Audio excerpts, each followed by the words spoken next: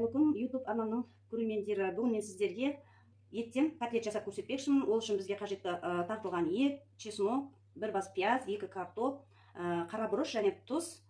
Және де мен мынандай 4 бөлікке бөліп, бөлкен нанды 4 кусокқа бөліп алдым. Осының қазір мен сіздерге жасалу жолын көрсетейін. Мынандай қатты шектерін кесіп алып тастаймыз.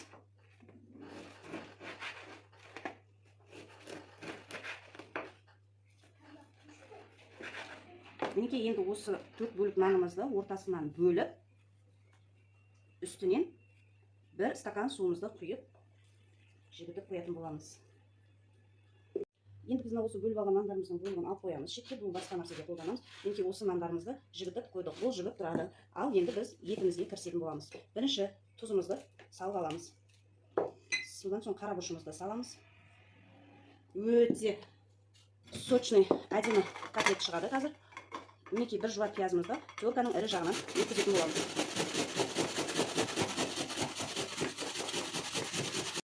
Мінекей пиязымызды үркіштен өткізіп алды. Енді бұны тартылған етіміздің үстіне саламыз. Енді біз картоплымызды теркамыздың майда көзінен өткіземіз.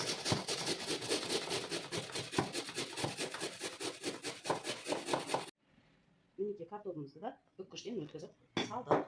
Енді чесноктарымызды да майда көзінен өткізіп аламыз. Және бұны да осы дайындап жатқан етіміздің үстіне салатын боламыз.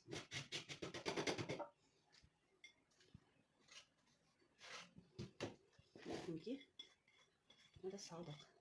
Ал енді біз жібітілген нанымызды да қарап тұрсаңыздар, жұмсақ болып, жібіп, дайын болып тұр. Суынан сырғытып, нандарымызды да алып саламыз.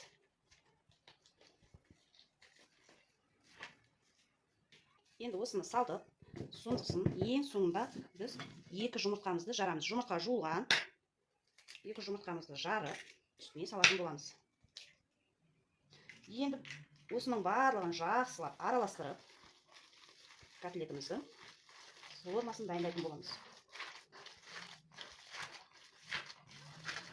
Біркелкі масса шыққанша әбден араластырамыз. Мен жақсылап араластырып алдым. Енді бұны араластырып қана қоймаймыз. Өзіне өзін 5 минуттай ұрамыз. Сонда етіміздің басы бірігіп, пісірген кезде шашырамай, әдемі котлеттеріміз шығады. Ұнаса сіздер де жасап көрсеңіздер де болады. Өте оңай, әрі тез дайындалатын, уақытты алмайтын тағамның бірі. Әрі балдар сүйсініп жейді. Асқазанға да жеңіл. Ал енді мына дайын болған котлетімізді формаға жасайтын боламыз. Біркелкі форма жасау үшін қолымыздың көмегімен былай жасаймыз. Бізге аз ғана ұн керек. Ұнға аунатып, біркелкі формаларымызды қойып шығамыз. Мінекей осылай аунатып алады. Міне бәрін осылай жасап шығасыздар да, сосын қызып тұрған майға салып пісіре бересіздер.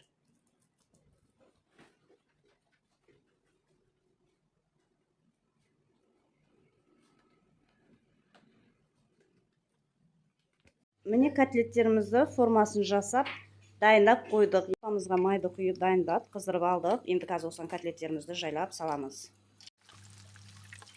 Котлеттерімізді осылай алып, біртіндеп салып, қызып тұрған тапамызда қойамыз. Көріп тұрғандарыңыздай котлетіміз пісіп, тарелкаға салып алуға дайын.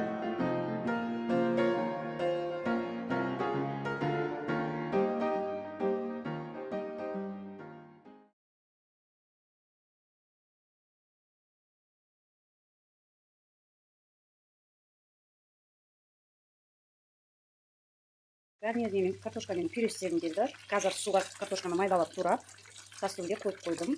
Енді қазір тұзын салып, немесе тұз салып, азырақ дәміне қарай тағы да көреміз. Араластырып, қапқағын жауып, картошкамыз қайнап піскенше қойып қоямыз. Гарнирге күріш пісіремін. Астынан кішкене ғана май құямын. Күрішіміз жабыспай, әдемі болып пісу үшін. Міне осынша май жетеді. Осының үстіне қазір мен су құятын боламын. Қызып тұрған майымыздың үстіне жайлап 1 стакан суымызды құямыз. Сіздер енді пісіретін күріштеріңіздің көлеміне қарайсыздар. Менде 1 кесе күріш алдым. Міне біздің жуып тазаланған күрішімізді саламыз. Осылай. Және де қаспен жазып, міне судың астында қалды күрішіміз. Су бетіне 1 сантиметрдей су асып тұр. Осы су жетеді. Көп су құятын болсаңыздар күріштеріңіз езіліп, әдемі шықпай қалады. Қазір піскеннен кейін сіздерге көрсететін боламын. Біз қазір подлив жасайтын боламыз. Ол үшін бізде 1 ас қасық мармай және де 2 ас қасық сұйық май қосамыз. Майымызды ерген майымыздың үстіне 2 қасық ұн саламыз. Жақсы араластырамыз. Ұнымыз қызарып қойылады десем, астын жай қоямыз.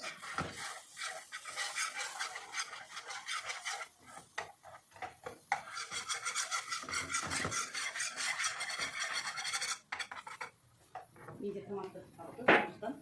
Негізінде томат болса керек. Мен қызанақты пайдалана салдым. Көресіздер. Қызанақты қосқаныңызға болады, майдалап. Өте ұсақтап турап. Осылай қуырылады. Стаканымызбен су құямыз.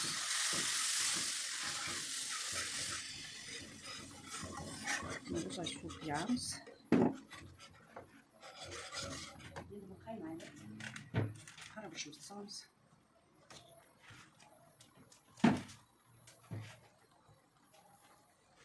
Азырақ тұзымызды саламыз. Жақсылап араластырамыз.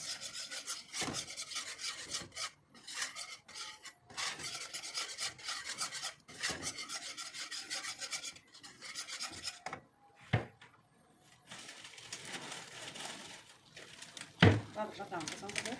Және де жарты шай қасық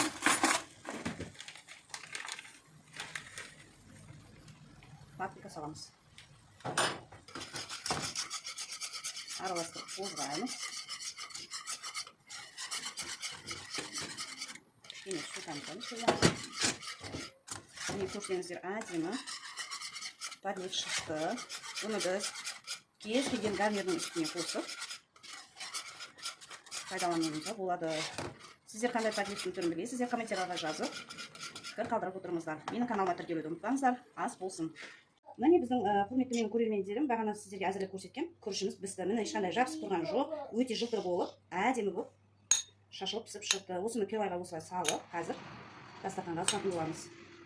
Пилайға салып жатқан себебім, тарелкаға алдырған кезде ерекше форма беріп, тарелка ашып тұрады.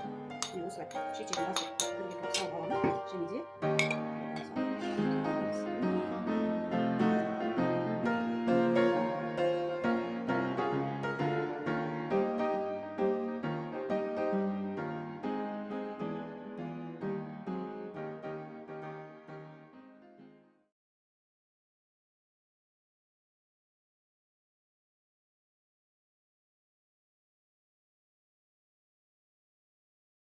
Міне достар, тағамымыз дайын. Егер сіздерге видео ұнаса, лайк басып, комментарий жазып, және менің арнама тіркеліп кетіңіздер. Сіздермен бірге болған оңай тағамдар.